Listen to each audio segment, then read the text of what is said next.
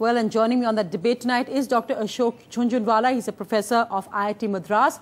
I'm also joined by Srivatsa Krishna. He's currently a PhD research scholar at IIT Madras. And I'm joined here in the studio by Mr. Sanjeev Bikhchandani, founder and vice chairman of Naukri.com, and of course an alumnus of IIM Ahmedabad. Professor Jhunjhunwala, over to you first, sir. As somebody who's teaching at one of the best IITs in the country, and on the one hand, the government keeps asking the IIT board and the IIT administration to open more IITs around the country, do you feel humiliated by what Jairam Ramesh said?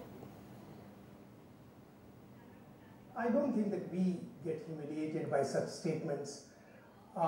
He is making a statement that we are good teaching institutes, but probably not good research institutes. Every such statement, criticism, we take it as a challenge for ourselves to do more. As long as India has challenges, IIT will have challenges to try to do more. For example, I would like the faculty of IITs to be the best research institutions in the country, in the world. They should, in a specific area, try to become state-of-art research work and become the best. Or their industrial contribution should be such that Indian industry becomes a leader in the world. At the same time, they need to work for the society that can make a difference and can impact. And finally, they should have an impact on education at large in the country. So there are challenges, and I think we are ready to face the challenges. As far as Jairam Ramesh's comments are concerned, they are only asking us to take up more challenges, and we are ready to do that. Sanjeev Bikhchandani, when you hear, well, a professor there saying that he doesn't feel humiliation, they continue onwards. You founded Naukri.com, you are from IIM Ahmedabad. One of the constant battles has been that the professors get paid so little at IIM Ahmedabad, at the IITs, yet are expected to produce world-class results, and they still do a pretty good job. What would you say to that? So, first of all, my profs at IIM Ahmedabad, I thought were very good. Okay, and I think they continue to be good. I go there to teach every now and then, and the profs, they continue to be good at teaching. Is there a gap in research? If you look at the conventional prism of what good research or world-class research is, papers being published in the topmost journals in the world, yes, there's a gap there. But, at IIM Ahmedabad, for example, there's this whole body of knowledge being created over the last 50, 60 years, where you have developed Indian case studies, where you've developed management, in the Indian context.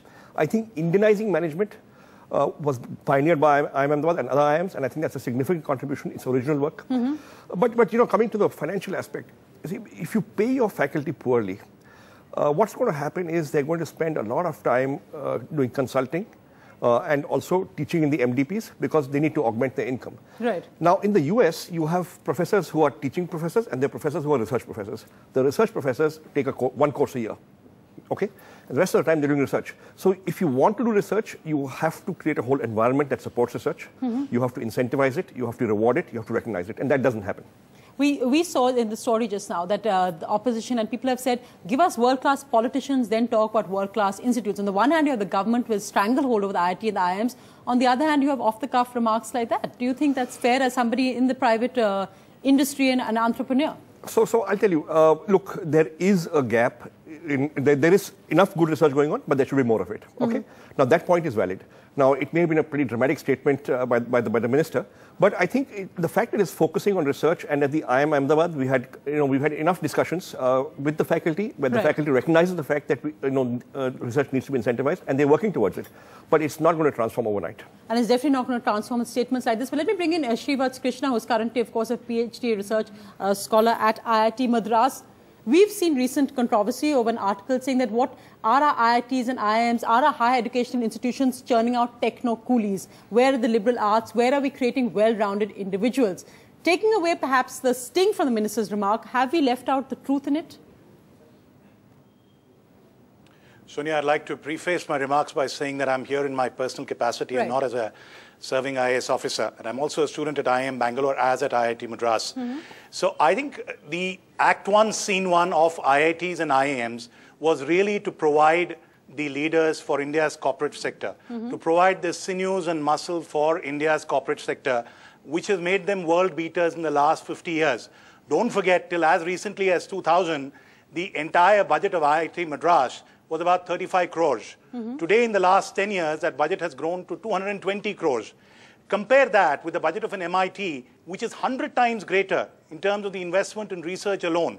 So you're really comparing the last 150 to 200 years of research in the West with about 10 to 15 years at the IITs. Despite that, despite having their hands and feet tied, I think the IITs have done a remarkable job. When I look at IIT Madras, they have published in every top-class journal in the world. The American Chemistry Society journal, the Journal of Civil Engineering, the Journal of Society of Mechanical Engineers, the Annals of Mathematics. You name the journal which is recognized as a world-class journal, and they have published in that. I do concede that if Jairam had said that the IITs are not an MIT yet, or an IIM is not yet a Harvard Business School, point well taken. And I'm sure none of the directors dispute that as well. Right. There's a long way to go. But to say that they're not world-class at all is, is a complete misrepresentation of facts.